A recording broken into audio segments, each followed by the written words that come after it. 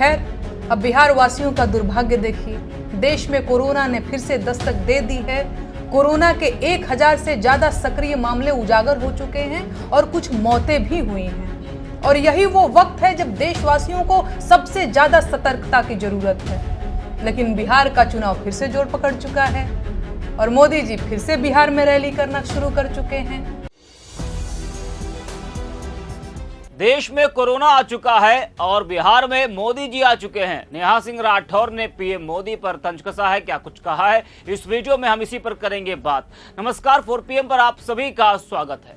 लोक गायिका नेहा सिंह राठौर एक ऐसी गायिका हैं जिन्होंने अपनी गायकी के माध्यम से सत्ताधारी दल बीजेपी की नीतियों और कार्यप्रणाली पर खुलकर सवाल उठाए हैं। बिहार और उत्तर प्रदेश समेत कई राज्यों की सामाजिक राजनीतिक परिस्थितियों पर आधारित उनके गीतों ने उन्हें एक जनपक्षधर आवाज बना दिया है। नेहा ने बीजेपी की नीतियों, बीजेपी नेताओं के बयानों की खुलकर आलोचना की। पहलगाम हमले के बाद से तो वो लगातार पीएम मोदी और बीजेपी पर बरसती जा रही हैं। उनके ऊपर कई जगह एफआईआर भी दर्ज कराई गई, लेकिन फिर भी उन्होंने पीएम मोदी और बीजेपी पर हमले बोलना बंद नहीं किए। नेहा सिंह राठौर सरकार के निशाने पर रहीं, लेकिन सत्ता के डर से चुप नहीं रहीं। उनके गीत, उनके सवाल और उनकी हिम्मत की सराहना विपक्षी नेता करते रहे। अब जब देश में कोरोना ने फिर से पांव पसारे और ऑपरेशन सिंदूर के बाद जिस तरह से पीएम मोदी ने कई राज्यों के दौरे किए, उसको देखते हुए नेहा सिंह राठौर ने पीएम मोदी पर ताबड़तोड़ कई हमले बोले। आपको बता दें कि बिहार में इसी साल विधानसभा का चुनाव है। पहलगाम हमले के बाद मोदी ने बिहार में एक रैली की थी। उस पर नेहा ने कहा था कि पहलगाम मुद्दे पर बीजेपी बिहार में चुनाव लड़ेगी। नेहा के उस पोस्ट को पाकिस्तानी मीडिया ने चलाया और जिसके बाद देश में नेहा सिंह राठौर पर बीजेपी समेत कई संगठनों ने बड़े हमले बोले, उनके ऊपर एफआईआर दर्ज हुई। बिहार चुनाव को देखते हुए मोदी बिहार के दौरे पर है। पहलगाम हमले के बाद उन्होंने दूसरी बार बिहार का दौरा किया। इस बार उनका एक बड़ा रोड शो बिहार में हुआ, जिस पर नेहा सिंह राठौर ने तंज कसा है और एक्स पर अपनी एक वीडियो के साथ उन्होंने लिखा है कि देश में कोरोना और बिहार में मोदी जी दोनों आ चुके हैं। बिहार के लोग बिहार के मुद्दों पर वोट दे। मंच से गोलियां चलाने वालों की बहादुरी सीज फायर में दिख चुकी है, तो किसी बहकावे में ना आए। भाजपा वालों को अपने घर पर ना लाएं, क्योंकि आपके परिवार की सुरक्षा आपकी अपनी जिम्मेदारी है। क्या कुछ कहा है नेहा सिंह राठौर ने, वो भी आप सुनिए। 5 साल पहले जब कोरोना की लहर शुरू हुई थी तो बिहार का चुनाव जोर पकड़ रहा था और जब देशवासियों को अपने घरों में रहना चाहिए था, तब मोदी जी बिहार में रैली पे रैली किए जा रहे थे। हजारों लोगों की भीड़, कोरोना वायरस और मोदी जी सभी एक साथ सक्रिय थे और उसके बाद मौत का जैसा तांडव हुआ था, उसे लोग शायद ही कभी भूल पाएंगे। मैं खुद अपनी मां को लेकर अस्पताल में 12 दिनों तक एडमिट थी। खैर, अब बिहार वासियों का दुर्भाग्य देखिए, देश में कोरोना ने फिर से दस्तक दे दी है। कोरोना के 1000 से ज्यादा सक्रिय मामले उजागर हो चुके हैं और कुछ मौतें भी हुई हैं। और यही वो वक्त है जब देशवासियों को सबसे ज्यादा सतर्कता की जरूरत है। लेकिन बिहार का चुनाव फिर से जोर पकड़ चुका है और मोदी जी फिर से बिहार में रैली करना शुरू कर चुके हैं और अब वो रुकने वाले नहीं हैं। आज ही बिहार में मेरे घर से कुछ दूरी पर विक्रमगंज में मोदी जी ने रैली की। वहां उन्होंने वही सब बोला जो वो अक्सर बोलते हैं कि दुश्मनों को ढेर कर देंगे, सिंदूर की रक्षा करेंगे, आदि आदि। हालांकि जिन 4 आतंकवादियों ने पहलगाम में हत्याएं की थीं, उनके बारे में अभी तक कोई खबर नहीं है, लेकिन मोदी जी तो मोदी जी हैं और वो वचने किम दरिद्रता को आधार बनाकर बात करते हैं।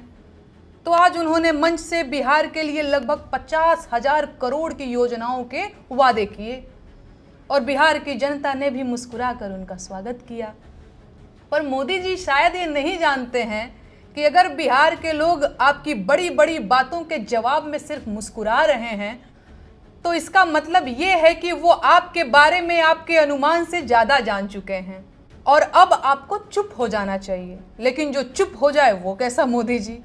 तो वे धारा प्रवाह बोलते रहे और मंच से ही आतंकवादियों की लाशें गिराते रहे। फिर जब धरती खून से लाल हो गई और आतंकवादियों के खून से बने कीचड़ में बिहार वासियों की चप्पल धंसने लगी, लोग फिसल फिसल कर गिरने लगे, तब जाकर उनकी वाणी पर विराम लगा। उसके बाद लोग अपना अपना बिरयानी पैकेट और दिहाड़ी लेकर जलती धूप में नंगे सिर अपने घर वापस लौट गए। सच ये है कि बिहार की जनता को इस चुनावी जन्नत की हकीकत खूब पता है। चुनाव का ये त्योहार हर 5 साल में आता है और वो उसके गुणा गणित को खूब बढ़िया से समझते हैं। देहातों में तो चाय पकौड़ी, कच्चा वोट, मुर्गा दारू, पक्का वोट का हंसी मजाक भी चलता रहता है। एक मार्मिक सच ये है कि आम जनता सरकारों के बनाए मकड़ जाल में दशकों से उलझी हुई है, एक बहुत बड़ी साजिश का शिकार हुई है। जनता को अनपढ़, गरीब और बेरोजगार बनाए रखिए, फिर चुनाव में पैसे देकर और खिला पिलाकर नारे लगवा लीजिए, रैलियों में भीड़ जुटा लीजिए, वोट ले लीजिए और खुद को जनता के हृदय का सम्राट घोषित कर दीजिए। अरे ये भूख, गरीबी और बेरोजगारी की मारी जनता है साहब, मजबूर है। जिस रंग का झंडा पकड़ा देंगे वही लेकर खड़ी हो जाएगी। पर आपकी रैलियों की भीड़ आपकी लोकप्रियता नहीं, देश की बेरोजगारी दिखाती है। लेकिन आपको इससे क्या फर्क पड़ता है? बीते 10-11 सालों से देशवासियों का दुर्भाग्य अपने चरम पर है। इस दौरान देश नोटबंदी, आर्थिक बर्बादी, आतंकवादी हमले, कोरोना महामारी, भगदड़ों और मौतों का लंबा सिलसिला देख चुका है। देश में ऐसा कुछ भी नहीं बचा है जो खतरे में ना हो। जंगलों में कुल्हाड़ी चल रही है और बस्तियों पर बुलडोजर चल रहे हैं। किसी की पक्की सरकारी नौकरी लगने की मिठाई कब खाई थी ये भी नहीं याद है।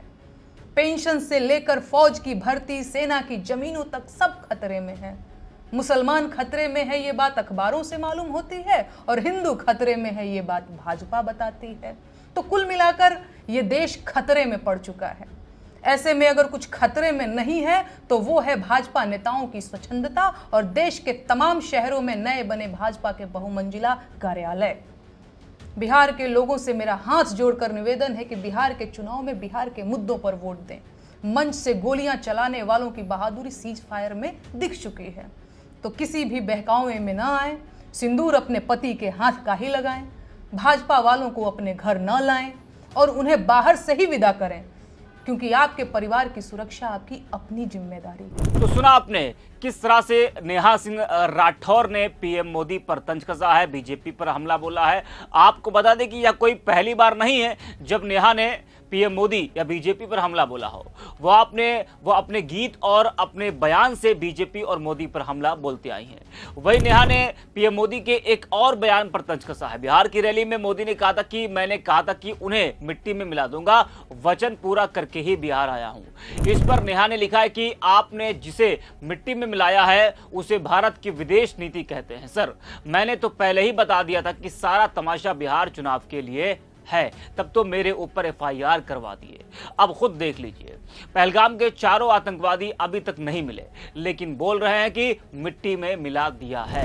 आपको बता दें कि जिस तरह से पहलगाम हमले के आतंकियों की फोटो सामने आई थी, उनके स्केच सामने आए थे, उसके बाद विपक्ष लगातार बीजेपी से यही सवाल कर रहा है कि जो पहलगाम के आतंकी हैं वो कब पकड़े जाएंगे। विपक्ष ने सरकार का ऑपरेशन सिंदूर में पूरा साथ दिया और जिस तरीके से भारतीय सेना ने पाकिस्तान को मुंहतोड़ जवाब दिया, पूरा देश सरकार के साथ था। लेकिन जब से सीजफायर दोनों देशों के बीच में हुआ, ट्रंप ने दोनों देशों के बीच में सीजफायर कराया, उसके बाद लगातार विपक्ष बीजेपी सरकार पर हमलावर है और यही सवाल कर रहा है कि आखिरकार क्यों ट्रंप के आगे मोदी को झुकना पड़ा और वो जो पहलगाम के आतंकी हैं जिनकी फोटो सामने आई थी वो कब पकड़े जाएंगे। तो नेहा सिंह राठौर ने भी उन आतंकियों का जिक्र किया और कहा कि वो आतंकी कहां हैं।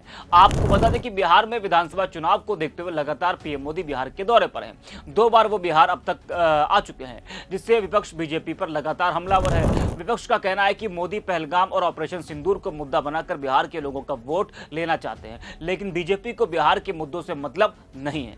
वहीं पीएम मोदी ने बिहार में ही सिंदूर अभियान को लेकर भी ऐलान किया था, जिस पर जमकर सियासत हो रही है, बयानबाजी हो रही है, जिसमें बीजेपी की तरफ से यह ऐलान किया गया है कि घर घर वो सिंदूर भेजेगी। विपक्ष का कहना है कि बीजेपी सिंदूर अभियान से देश की महिलाओं का अपमान कर रही है। दूसरे के हाथों से भला कोई महिला सिंदूर क्यों लगाएगी, क्यों लेगी। कुछ इस तरह से जो हमले हैं वो तमाम लोग बीजेपी के इस अभियान पर हमला बोल रहे हैं। तो इस वीडियो में इतना ही। आप देखते रहिए 4 PM।